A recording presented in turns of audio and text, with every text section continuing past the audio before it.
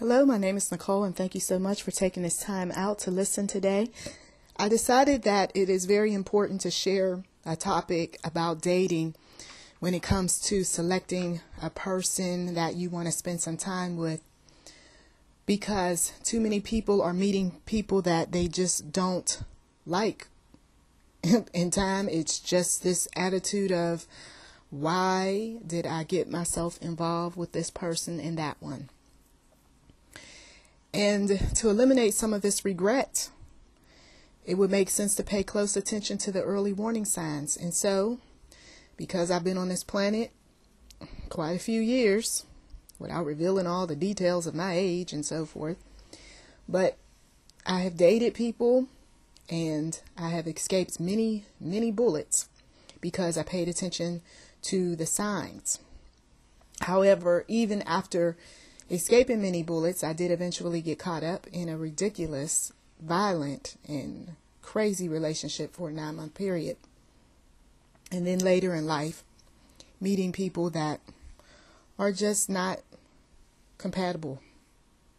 So here are some signs, especially ladies, you need to pay close attention to during those early seasons of dating. And when I say early seasons, I really mean early seasons. We're talking about spring, winter, summer, fall.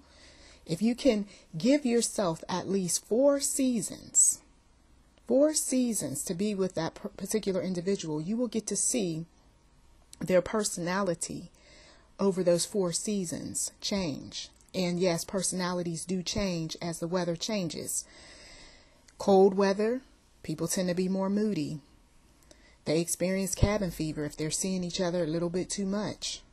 Summertime, people can be a little distant toward one another because they're thinking about other people, other places, other things, or they can draw very close to one another. It just all depends. But you don't know until you've spent seasons with a particular person. And so those early signs would include, if he is late about picking you up once, twice, 3, 4, 5 times, guess what? He has a pattern of being late. Same thing for her. Okay? And some people are just the type that they have no respect for other people's time. I will get there when I get there. They will not apologize. They will just assume that you're okay with it. If you talk about their tardiness, they will have an attitude about it. Now, if you're doing something that's disrespectful toward another, then of course you would want to make rights wrong. You would want to make wrongs right. You would say, I apologize, I'm sorry. But if you notice that this person is not the type for apologizing, well, if he can't apologize over the tardiness, he's not going to apologize if you should get into a big dispute or if he should offend you in some way. So that is a red alert sign. Here's another one, and I will tell you from personal experience, I've overlooked. And this particular one is when you see the individual doing much staring. Okay, it's like a lustful stare. It almost makes the hair on the back of your neck stand up. You know that you're nice looking, you know that you're beautiful, handsome, what have you, but the person tends to look at you almost through you, okay? Now that is a sign that there's some mental issues going on, okay? There's some lust feelings, of course, but there's also some mental issues going on, okay? And sometimes there's actually a disconnect. It's as if they're fantasizing about who they want you to be as opposed to who you really are. And then they will carry that image throughout months, years, and if you do not meet what they believe you should be, then somehow they feel like you have deceived them, okay? So when you notice that weird stare that pops up a little bit too much and it makes you feel uncomfortable, do keep in mind that you are dealing with someone who has some type of mental issue that's going on in the back of their minds, and it may not have a label. Okay, and it may not be so bad that it would cause all sorts of unnecessary conflict, but it is something that you need to pay attention to. Another thing that early on during this dating process you need to pay close attention to is those lies. And I will tell you, there are the white ones, the bad ones, the however you want to describe those lies, but there's so many of them, and they will come up in different ways. A person will lie about the status of a past relationship or a current relationship. They will lie about where they were or who they were talking to.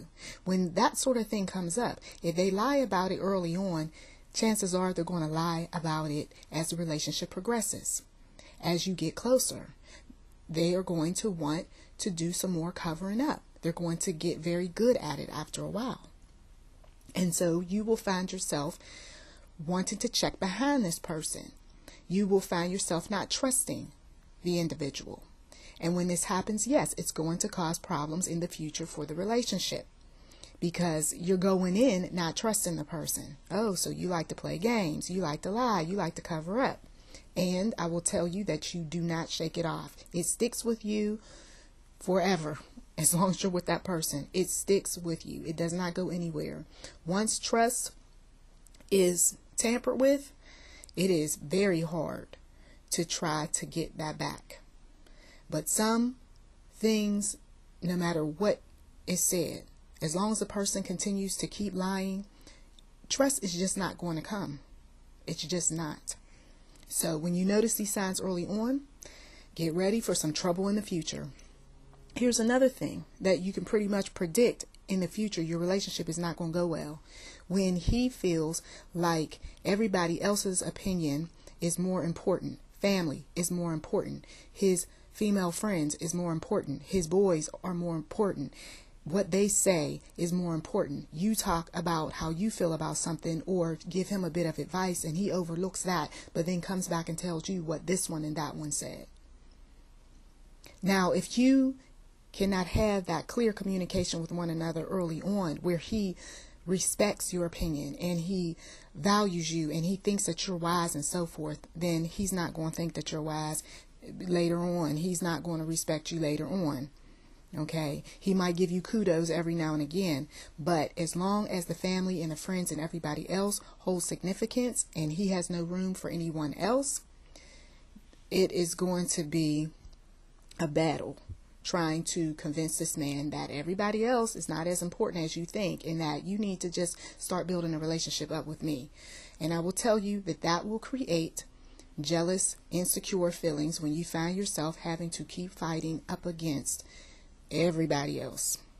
So when you see that he is the type that mom is always, first, and my sister and my cousin and everybody else, those people are not going anywhere.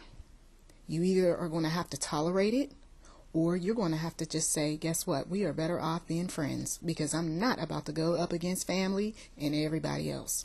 Okay? Here's something else early on that you want to pay attention to is how he spends his money, how he saves his money.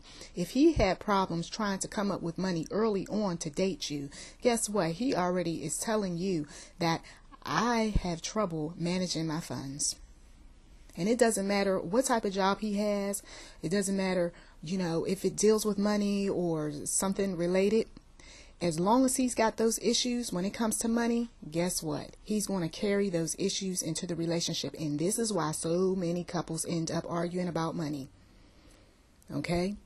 If she's coming in to the relationship and you notice that she always likes to spend up some money and she never saves anything, you're going to have problems, because there will be those times where you might need her help. But I bought some shoes with the money I was supposed to save up, or I did this with it and that with it, and none of it sounds important. Those problems don't go anywhere. They just manifest themselves as you learn more about the person. Let me tell you some other things about these early dating signs. You're going to find that if you can't agree with one another early on about the little things, you're not going to be able to agree with that person in the future. It's just not going to happen. Okay? Those little moments are tests. And if you can't pass those little tests, when the bigger ones come, and they will come, you're not going to be able to pass those either.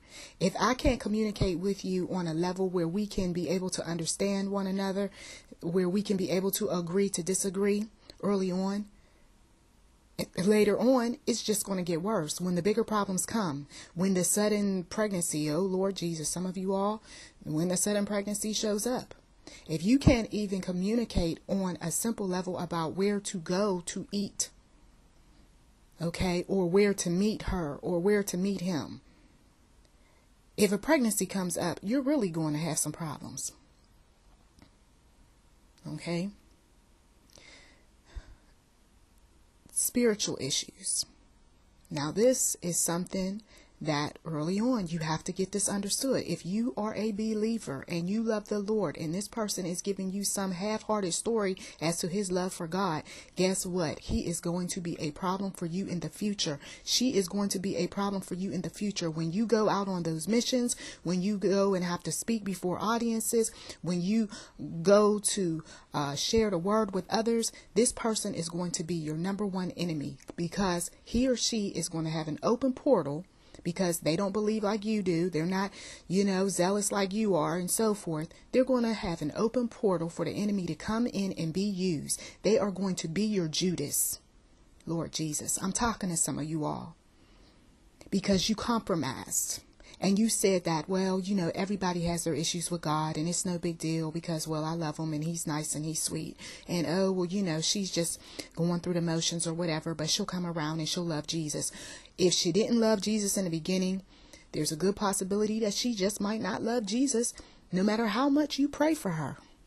No matter how much you wish that she was more like you when it came to the Bible and everything. There are different people who serve different gods. And what your idea of what God is may not be her idea of what God is. And so, guess what? It's going to be a conflict. If it was a conflict early on about it and it keeps coming up, it's only going to get worse later on. Now, I know some people don't believe anything that I say because they're in love right now and they are so blind to so many different things. But I will tell you that researchers have said that people are in love for about 6 months before they have those arguments, before they start seeing people for who they truly are. And it doesn't mean that she was acting early on or he was acting. 9 times out of 10, they were showing you their true selves. It's just you chose to see the person the way you wanted to see the person. And you gave them the pass on this issue and that issue. But then you got to a place in the relationship where you no longer wanted to give them the pass. And you wanted to speak your mind. And you wanted to tell them how you truly felt.